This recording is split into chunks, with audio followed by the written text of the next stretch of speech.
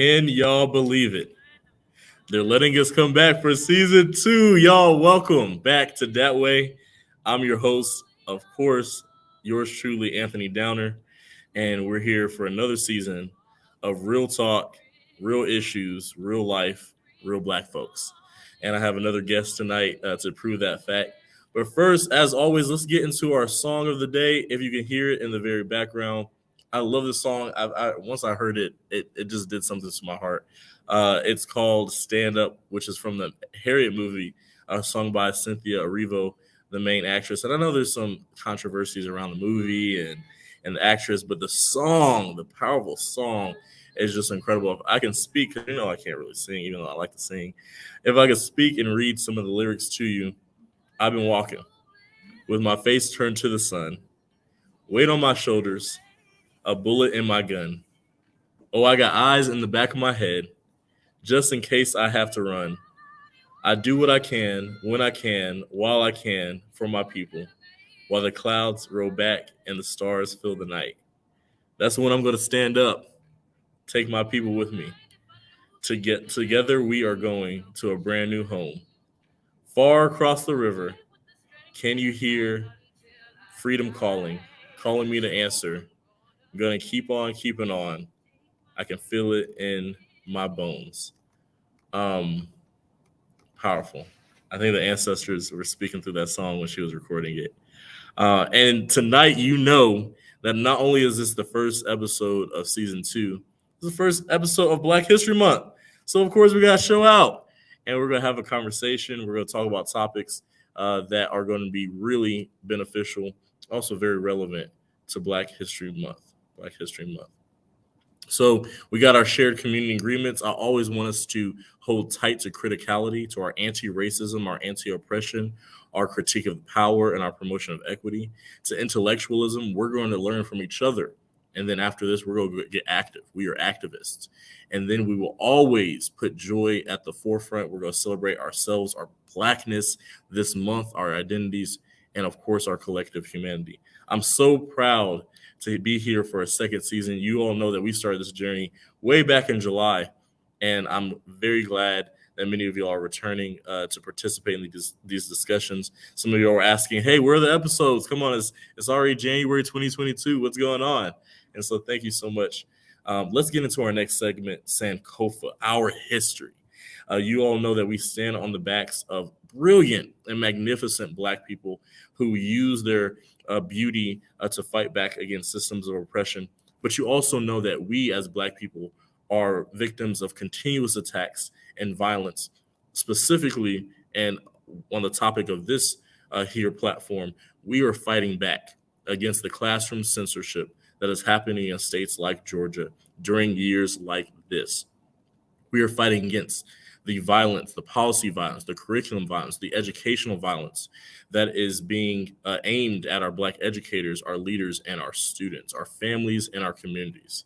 And so we will use this space to teach and adhere to the tenets of critical race theory, to clarify what this means. We will teach that race is biologically unreal, no scientific construction, but rather a social construction. We will teach that race is embedded within all systems and institutions in the Western society, including the United States. And we will teach, this is the reason why we have this program, that the lived experiences of people of color, the lived experiences of Black people matter, especially through storytelling. And so that's why we bring folks to this space to share their stories, to use their voice, to talk about their experiences.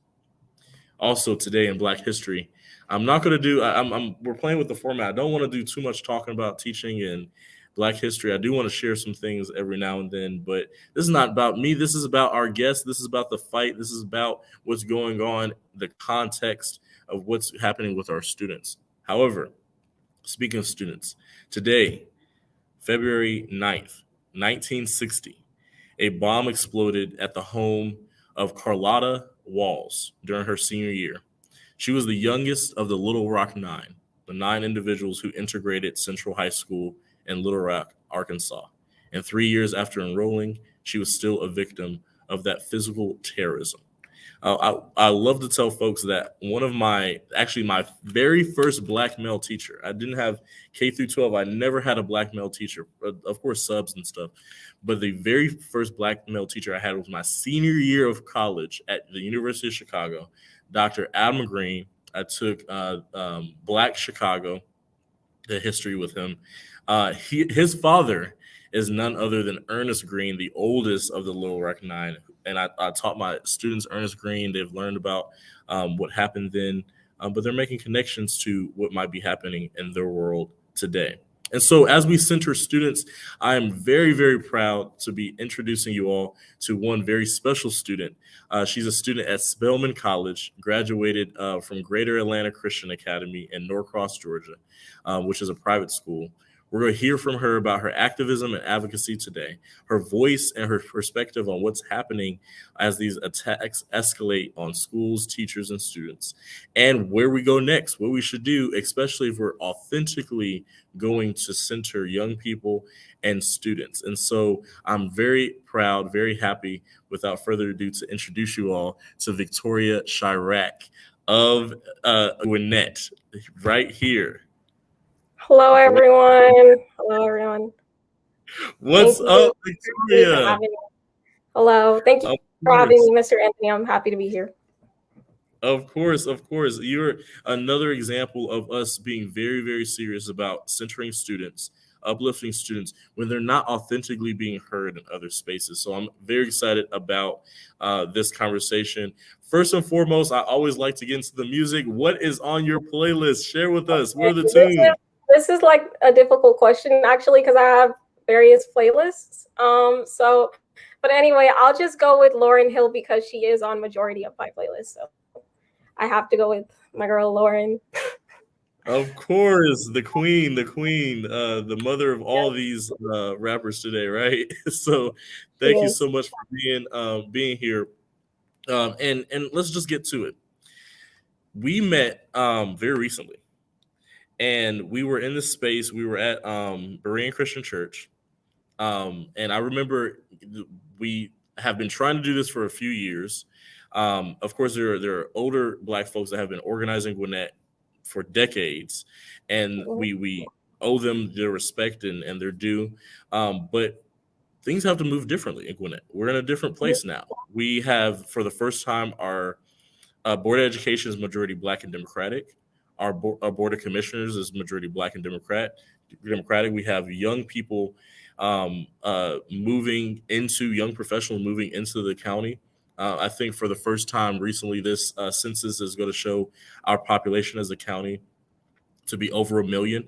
And so things are popping in Gwinnett. Things are popping in Metro Atlanta. Things are popping in the city of Atlanta.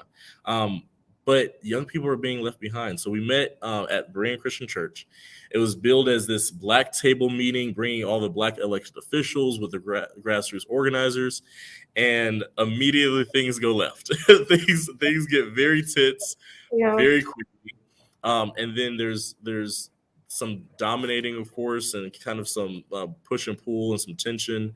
How did you feel being one of the youngest in the room? How did you feel being invited to this Black table, this Black round table, with all these Black movers and shakers in Gwinnett, but then not really being able to Mhm. speak?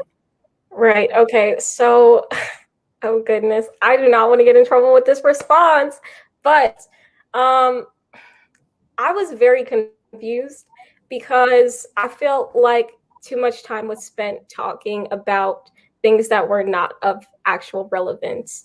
And it just seemed like some of the people that were there maybe didn't come with the intention to actually resolve any particular issues that night.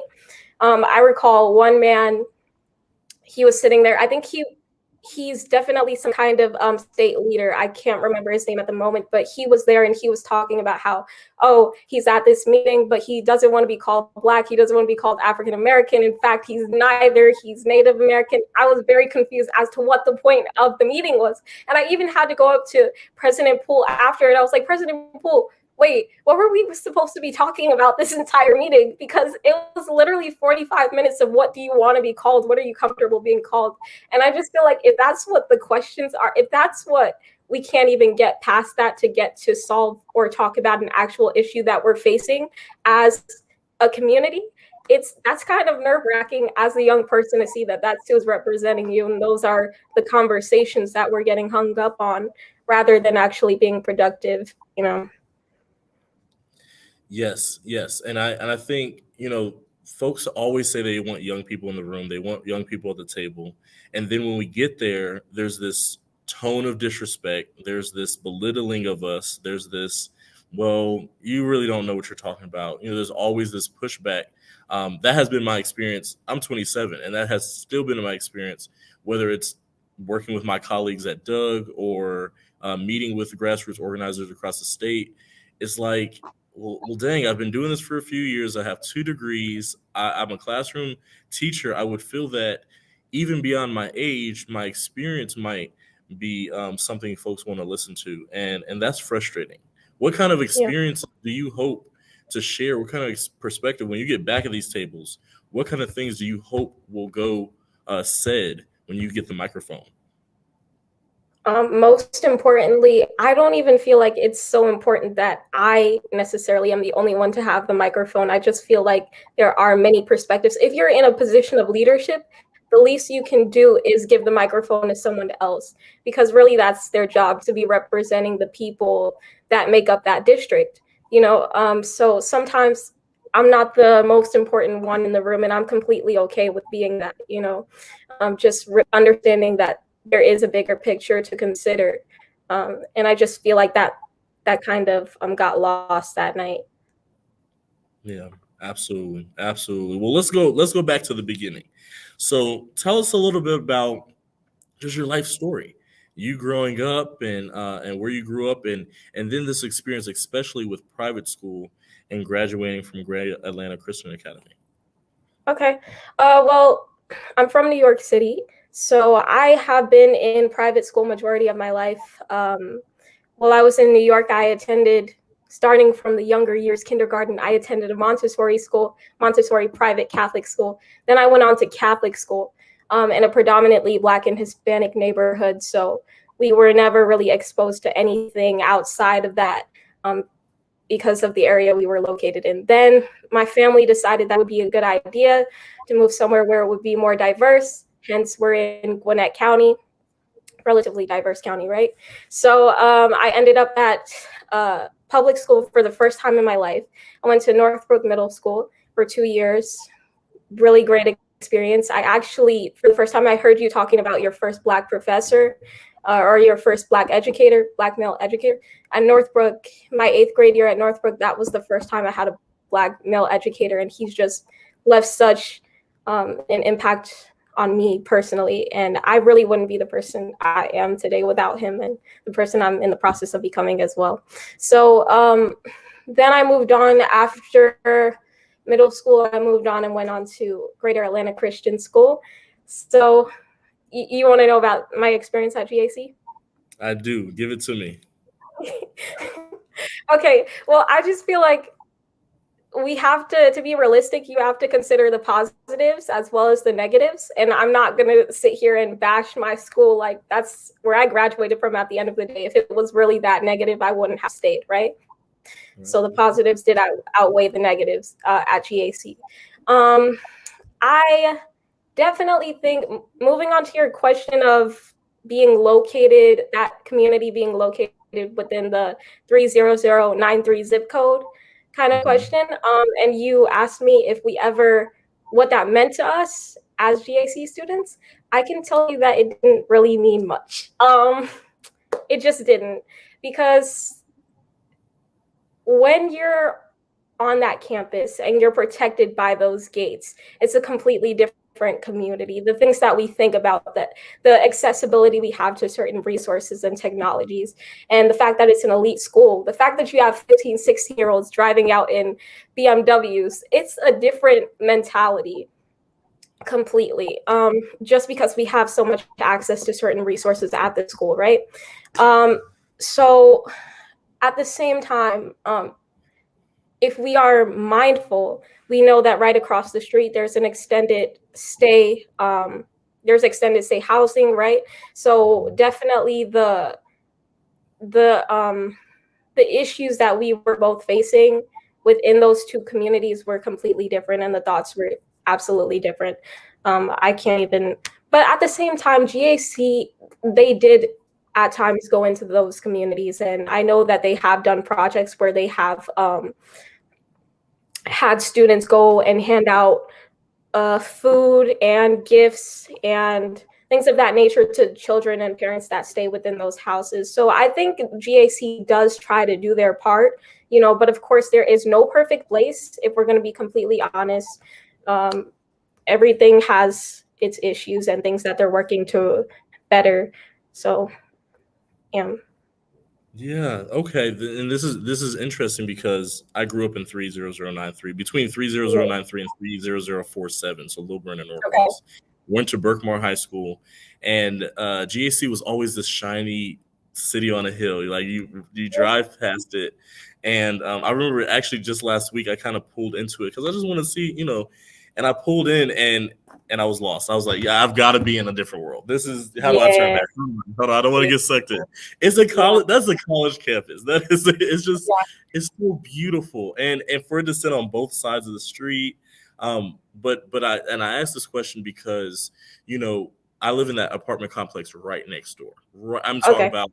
I can see into the stadium. Mhm. I can see into Yes. the football games. I hear the band playing on Friday Yes. nights. I can even hear if I'm at home at 7 a.m. Um, I can hear bells going off for school, Okay. and Okay. Oh that's wow. that's a Oh wow. Okay. very close, right? All right. And Yeah. I think when we look at these privileged institutions, more so universities, really, we can see places like my alma mater, University of Chicago, Harvard, Stanford, name the institution. Many of them are situated in these very low income communities, and Mhm. historically been responsible for some of that pushing out and gentrification. And so, as I do more history on GEC, I definitely wanted to know, what role that institution might have had in helping or serving or harming the community around it. But back to your experience, what was it like being a Black student at this? First of all, how much was your tuition? Is it per semester or per year? What was the Um, tuition? it's per year. It was 20,000 and up. Like, Okay. but it was going up. By the time I was leaving, it was definitely getting higher than 20,000. So, Ooh, yeah. Chile, yikes, yikes. And Yeah. did you get your bang for your buck? What was it like being a Black student at this, mostly white school? And how was it when it came to your classes? Was it rigorous? Were you getting critical thinking skills? Did you feel like you were being prepared for Spelman or college? How was your experience as a student in the classroom? Okay. So as a student overall, I would say that my classes were pretty competitive. But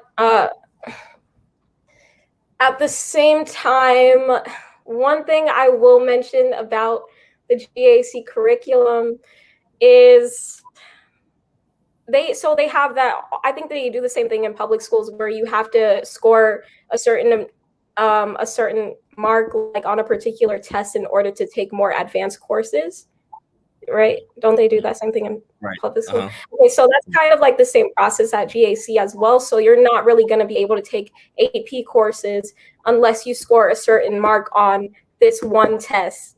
And I thought it was a little bit unfair how they were determining who could take these AP courses. And then it turns into being predominantly white students in AP courses. That means that predominantly white students end having higher GPAs as well. And it just um, yeah, and then it just seems to be that a lot of the students that are not in the AP courses are, non-white and have lower GPAs and things like that. So um, that was one thing that I noticed in terms of the curriculum and everything. But uh, you asked me what my experience was as a Black student at GAC, correct? Hmm. Uh, okay, so it was it was necessary. I think it was necessary for what real life is going to be like, right? Because I need to, like, Spelman is nice, right? Spelman is very kumbaya and very, oh, we're going to accept you how you come and how you are. GAC for a Black student is not necessarily that. And the truth of the real world is, you're not, as a Black student, as a Black young person, you're not always going to be in a comfortable environment. You're not always going to be in a priority in whatever environment you're in, right? That's the reality of the situation. And I just feel like going to that school really made me more confident in who I am, because I came out still being me, and still not conforming to any particular identity that would have otherwise been imposed in a in an environment where it's very white, in an environment where many of the white kids hang out with the white kids, and you want to wear your hair not natural because no one else looks like that in the environment. You want to put makeup on your face because everyone else does it. For you to be in an environment where you stand strong and firm in who you are, and uh, not change or not fade for the sake of others around you, I feel like that ultimately builds character, and just makes you even more of a stronger person to for when you go into the professional world and into other areas of life where realistically not many Black people will be, or not everyone will be so supportive of a Black person being in those positions. So it was necessary. It was necessary, and I'm glad that I have the both. That I had both of those experiences between Spelman and also between GAC. So. Yeah.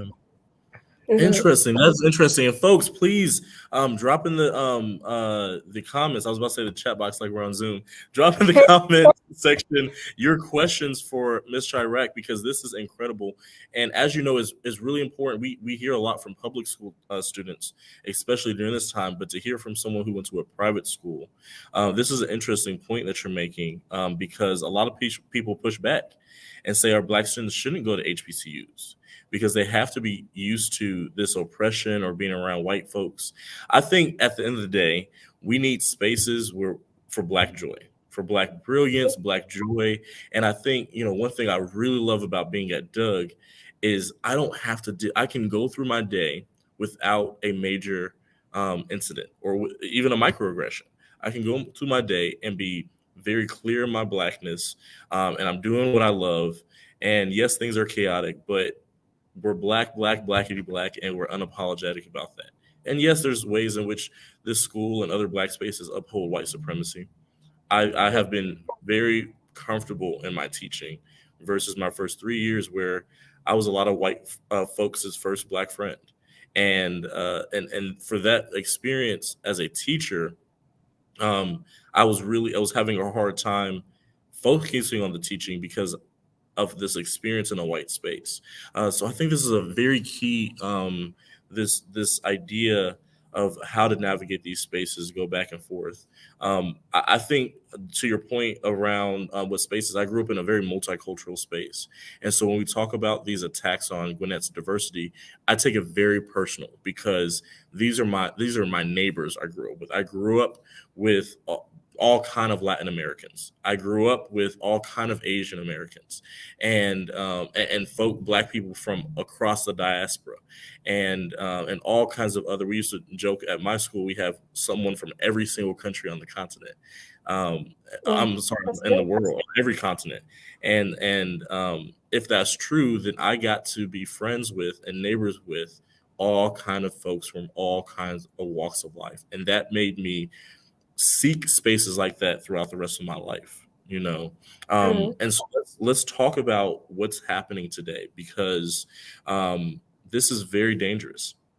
We have these pieces of legislation, these bills coming out of the Georgia General Assembly that are going to ban critical race theory, ban some teaching of race and culture, ban the teaching of divisive concepts, threaten to take funding from schools, many of which are under, every school in Georgia, public school, is underfunded for the last 20, 25 years, but continue the trajectory of being underfunded as a punishment.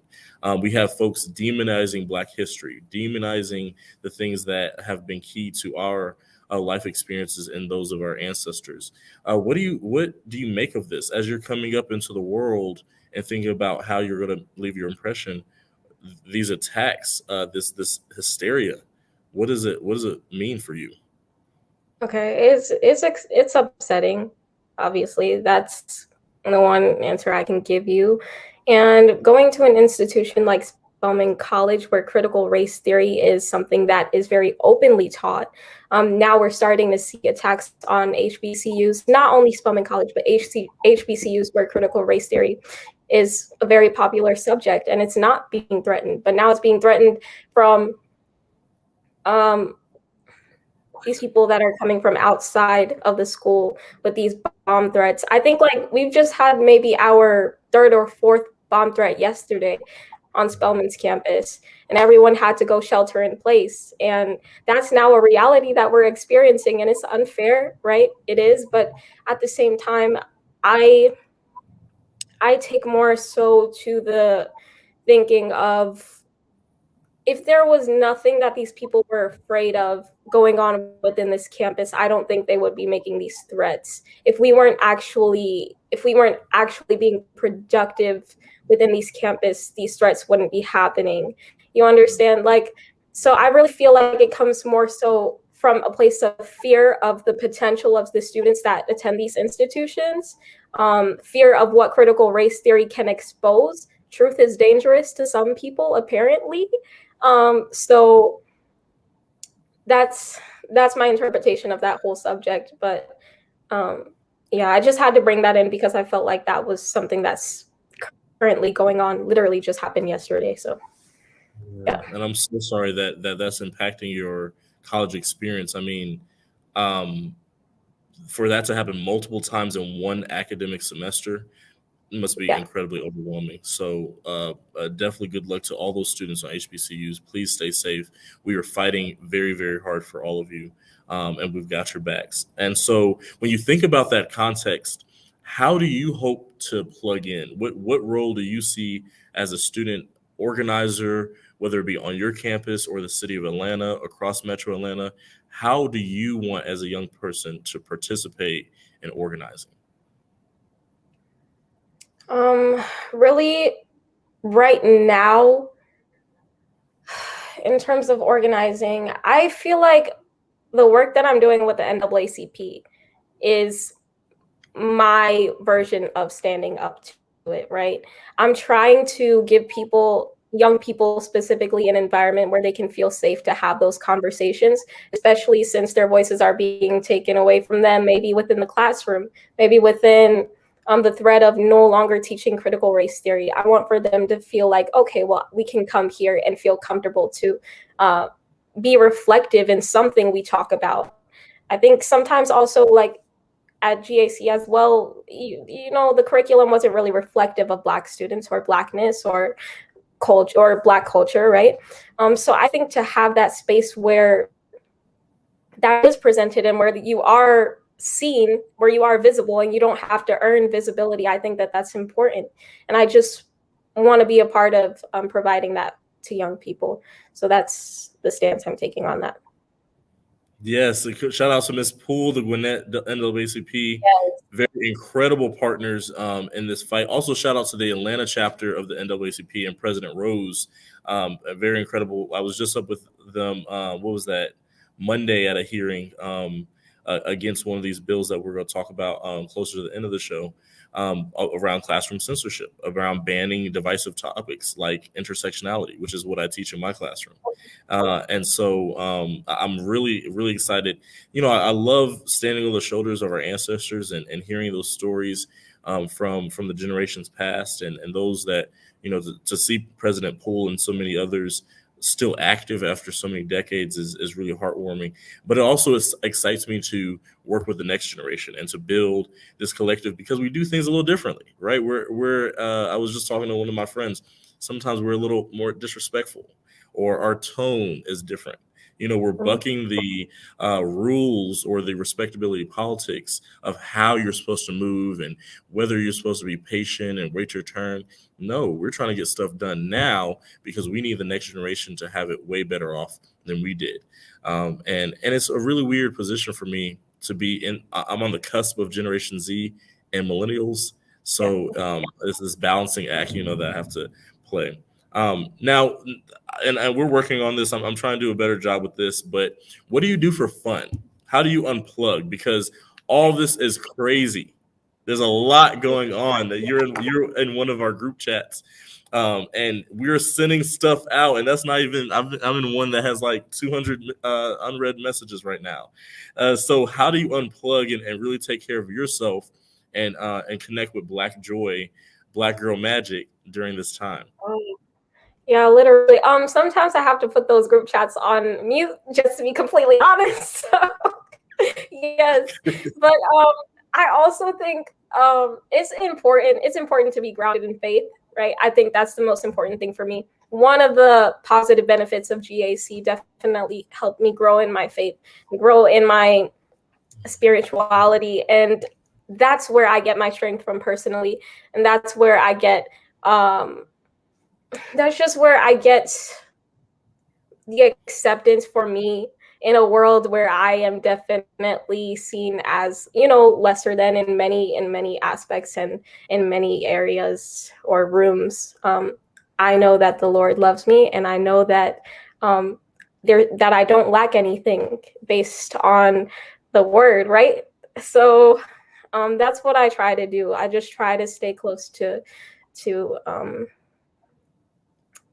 my faith relationship with the Lord, just try to strengthen it. From time to time, oh no, yeah, it was a little bit weird with the pandemic schedules and everything, but I sing in the gospel choir at Spelman College too, so that's been a fun outlet as well. Yes, that's been fun. Made some friends there too, so it's been cool. Definitely try not to take things too seriously or try to put too much responsibility on my shoulders at the same time, and give things to the Lord, because He's the only one strong enough to carry all of these issues. So, yes. Yes, absolutely. Amen. Amen. Well, that sounds terrific. I'm not gonna make you sing right now, but I need to need to come hear some gospel hits very soon. Talk to us about the pandemic. This is what we're still in, and this is there's no end in sight. And so, as a teacher, as a student, it's been very frustrating to have to deal with digital learning or the back and forth or the risk of catching COVID in the classroom. You being a graduate of one of our COVID classes, graduation classes, what was it like going through high school, graduating in the pandemic, and now starting college in a pandemic and dealing with things like virtual learning? It's so weird. I feel like the last past years, I honestly still sometimes feel like I'm in my second year of senior year in high school, just because it's like the last past years with the pandemic has just been such a blur. Honestly, it has been. But it was difficult for me when I was in high school, just because I'm the type of person, any classroom I'm in, I go to the front of the class so I can interrupt the teacher from time to time. I like to speak to my teachers. I like to develop relationships with my teachers. I love talking to them. I still talk to my teachers from elementary school, middle school, high school. I keep relationships with people. I'm very relational, and that's how I learn, right? So for me, it was difficult to be on a screen. But I think humans, we have a good way of adapting, and it was just a new season for me. And I just realized that, this is how it's going to be for us to be safe for a little bit. So I just have to get it done. I have to get everything done regardless of whatever happens. So I know where I want to be, and I just knew it had to get done. Yeah, and I appreciate you sharing a little bit about your learning style, being relationship oriented, and Hmm. that happens to be because that's true for so many students is that you have to build those connections. You can't just throw content at them, and you can't teach content void or separated from those relationships or from their cultures and identities. And so, thank you Yep. for that piece. And I think that speaks to the core of a lot of work we have to do. We're still speaking on behalf of students. We're still advocating on behalf of students instead of allowing students the space to really advocate and use their own voices to be agents and to be independent in their own scholarship and their own learning. And so when you think about the pandemic or you think about education in general, when you think about private or public education, K through 12 or college, what are some of those key things that our Black students need? What are we missing when how are we underserving them? Okay. I just think for myself personally, it helps when a teacher comes from a particular background or culture that you're coming from. It just helps to relate to this teacher. So I just feel like there have to be more Black educators in general. There have to be more Black male educators, more examples, more role models, so that I can sympathize with you, so that I can empathize with you and really see myself in you, connect with you on that level. As well as I feel like the curriculum as well needs to be reflective. I remember my senior year, right before the pandemic um, right before the pandemic began. So my English class, our whole curriculum for that entire year, we were studying just like Viking stories and Scandinavian authors and writers. And I'm just like, wow, we have a whole diaspora to go through. Why do we have to go to Scandinavia? Is it that deep? Like, we really need to talk about Viking work? Like, geez. I mean, but it was difficult to like go to sit through that. Like I actually found myself getting annoyed at a certain point because I was just like, this is too much. This is too far. We're talking about Vikings. How is that relevant?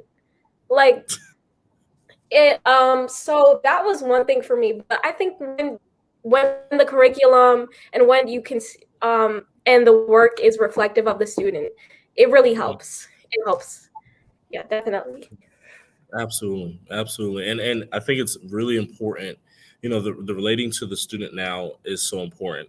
I'm also, as a teacher, focused on: am I preparing this Black student for their future, not a future we want them to have, not society we want them to live in, but for their survival, and not only their survival, for them to thrive in this future. You're right. What is your vision for your future? And what kind of things really helped you prepare? And I know that's a really scary. It scares me. I don't know what I want to do when I grow up. I'm just Mhm. teaching for now. I don't know. What do you want to be when you grow up? What is your vision for yourself and your success in life? Okay. So, loaded question. Thank you. But for myself, I definitely it is something that I want to do to go to law school. Like that is something that I want to go to after Spelman, following Spelman. I'm not sure if directly after Spelman, but at some point that is something that I plan on pursuing. As well as in general, just continuing to be involved in my county. I don't know if I would say county politics necessarily, but just in what is going on in the county and um, doing what you're doing. I mean, the way you speak up against legislation and for legislation, I think that's really cool. Rather than focusing on something that's going on in Washington, D.C., really focusing on things that impact us right here in Gwinnett and within the county, and that taking that initiative, I think it's, yeah, Cool. Okay. Once you said politics, important. oh, we got one. And I see Miss Tillman is here. What's up, Miss Tillman of Gwinnett Stop? We got a bright future right here. Gwinnett is in good hands. It was really important for me. I went to Chicago.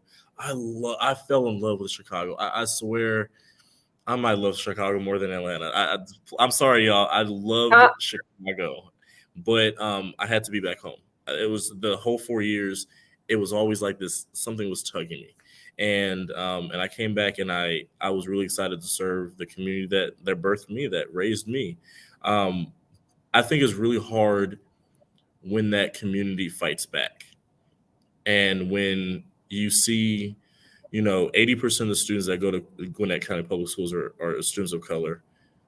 19, 20 of them are white students. When you see that minority of parents fighting out of so much rage and hatred, when your district treats you a certain way.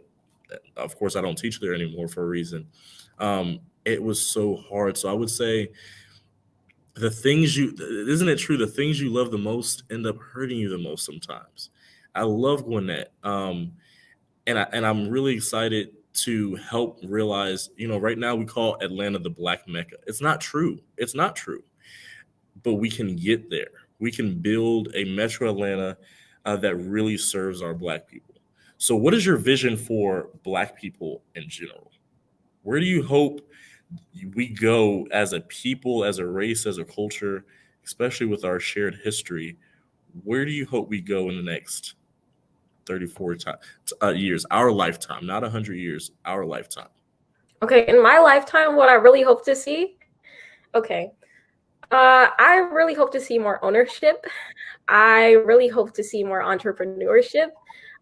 We were talking about the AUC area and talking about the decolonization of certain communities. And if you walk down the street from the AUC, you'll see that nothing within the community is actually owned by anyone. Like it's like a Popeyes and McDonald's and all of this kind of thing, and that's part of a colonized community, and that's part of neo-colonization. Like we don't own anything even in that community besides those schools down the street, and that's, I think, like a waste, right? I feel like we should be taking ownership of the entire community. I feel like we shouldn't just allow our communities to go to these large corporations that ultimately are not serving us, right? So I hope to see more ownership in my lifetime, and I hope to see Black people in a better economic standing and just taking more ownership of their dollar. That's what I hope to see in my lifetime. Yeah, and so I want to jump back because there's this big fight. There's this school choice versus public school debate, and I feel that in a lot of spaces, especially white spaces, being anything but public education, no, you public school or you're not for the student. And there's a lot of instances, rightfully so, this anger happens because there's a lot of instances of charter schools taking money from public schools. um, Mm. but when you go to I've taught in a public school, I've attended public school. As a Black person, I have to imagine there might be something different. And my vision is that we have a 100% independent and fully funded school, an opportunity for Black students in Metro Atlanta to go and receive their education separate from or supplemental to their public education. And I know that gets complicated with taxes, but when we talk about this school choice, where do you stand? What you went to a private school? Should more Black families explore leaving public education? I mean, I think so.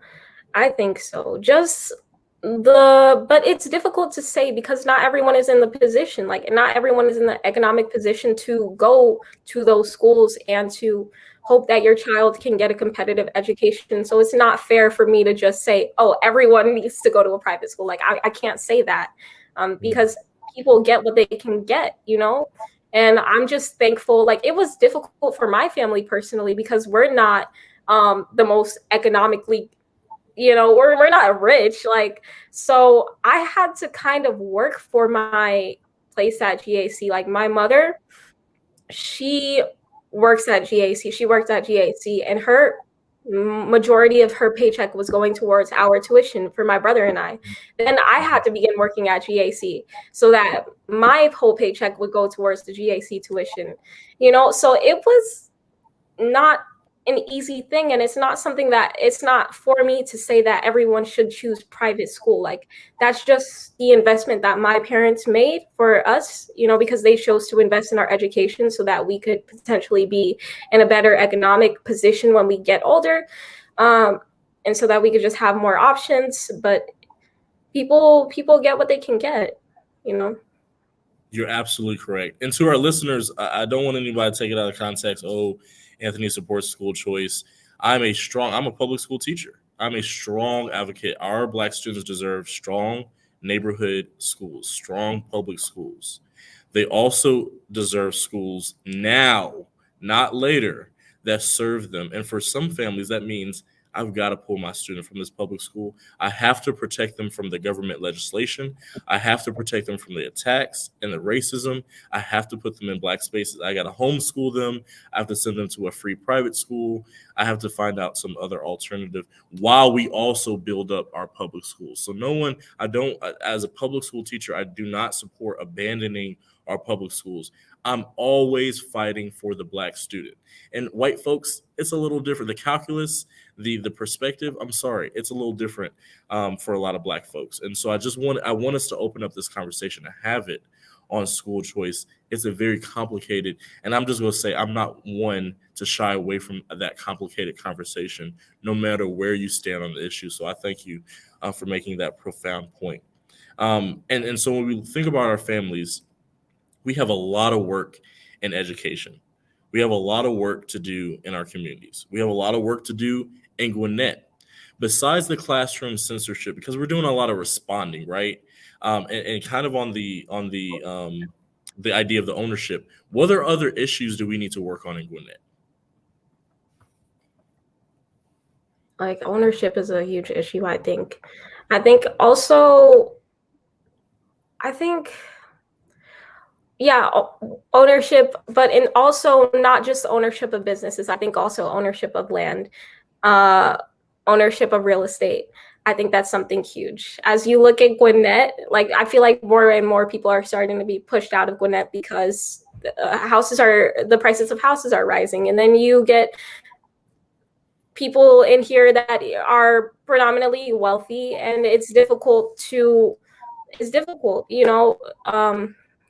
really buy anything or to really have an investment when the prices continue to rise within Gwinnett. But I think that ownership of housing and just general ownership across the board is important within Gwinnett and for Black people um, throughout the world, all over the world.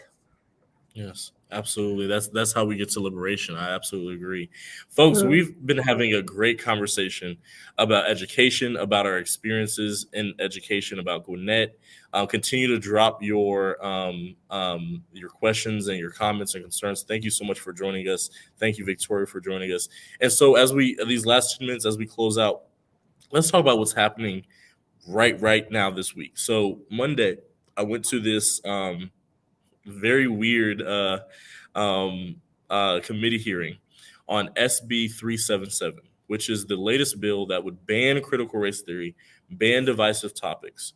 Divisive topics being anything that a teacher teaches that makes a student feel bad about their race or their heritage or their ethnicity or their history, whatnot.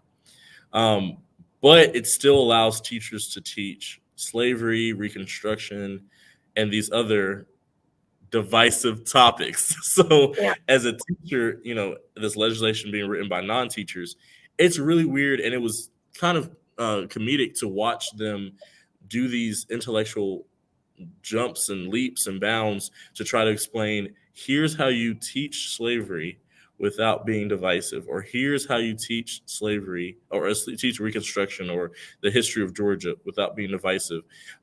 It was also really gross to watch them misdefine things like intersectionality, for them to misdefine critical race theory. And I think this is an opportunity for Black people to stand up and fight back, not in response, but in alignment with what we have always done. We have always been freedom fighters. We've always fought for justice and equity. We've always clarified and set the record straight. And I think I'm really excited to see more Black folks just turn out.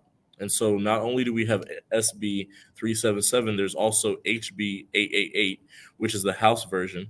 Both the HB 888 does bans this in K through 12. The other one bans this K through 12 as well as higher ed. HB bill, the penalty would be a reduction of 20% in state funding to any school district found out of compliance.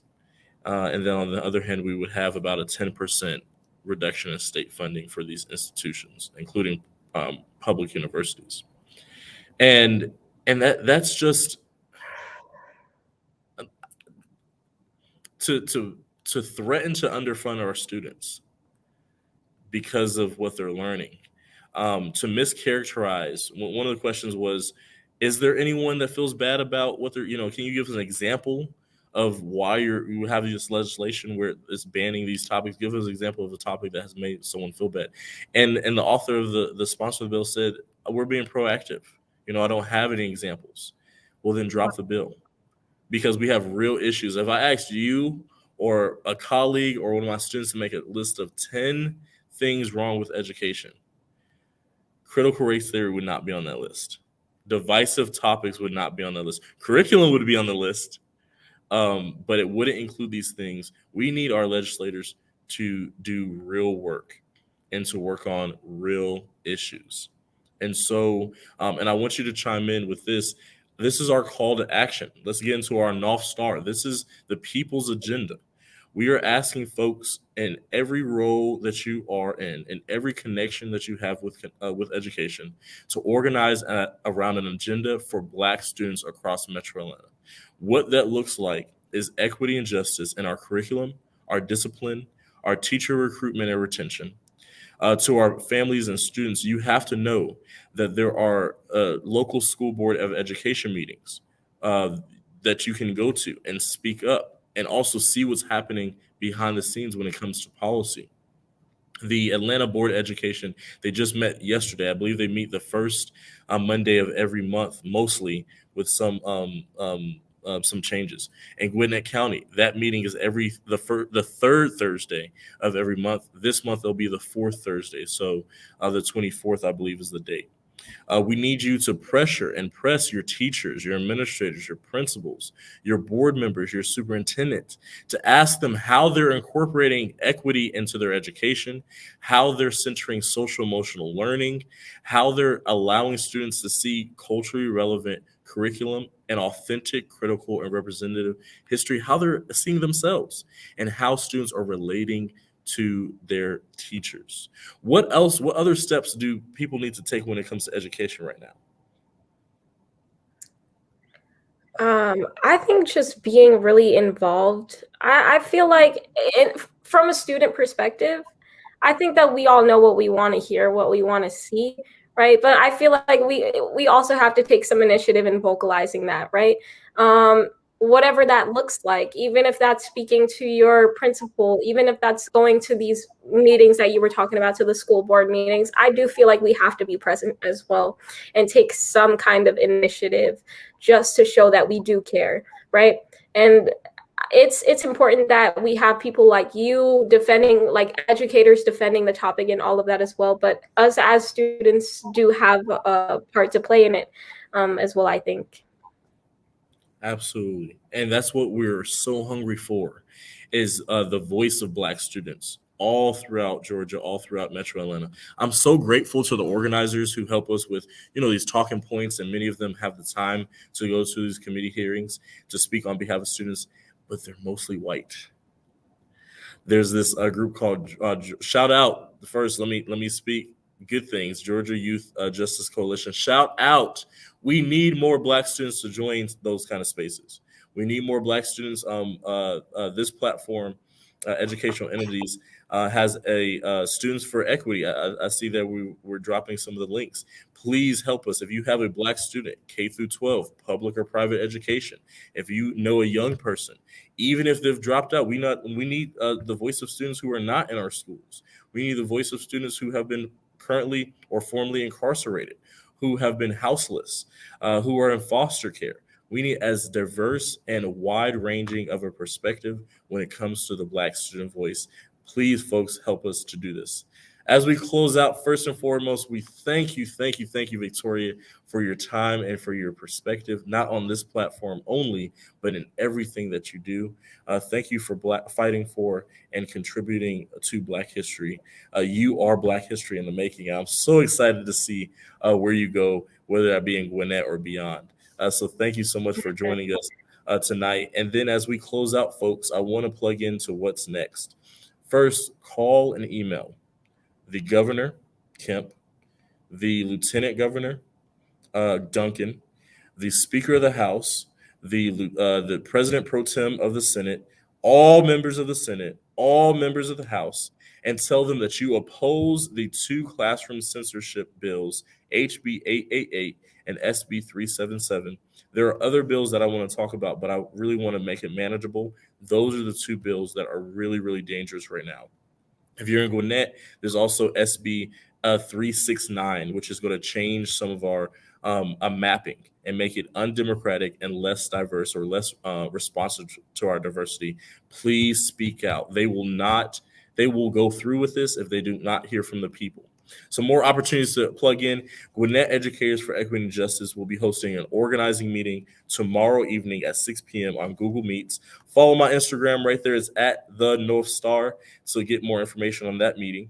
We're also hosting a massive protest this Saturday at the state capitol. The protest against educational censorship. Stop the oppression of the people. Please, please come out 1 p.m. down at the state capitol downtown. I want to see you there. We're also going to have another one very soon that I'll announce. And then our next, please like our new home educational entities on Facebook. Follow us on YouTube to get our episodes. My next episode is going to be Wednesday, February the 23rd at 6 p.m., featuring Dr. Bond, a educator out of North Carolina. Thank you so much for being here, all of you. Thank you. And please make sure that you're taking care of yourselves. Peace, love, and blessings to you all. Take care. Like the page, share, share, share, share, share. And we will see you next time. Peace, y'all. Thank you all. Thank you.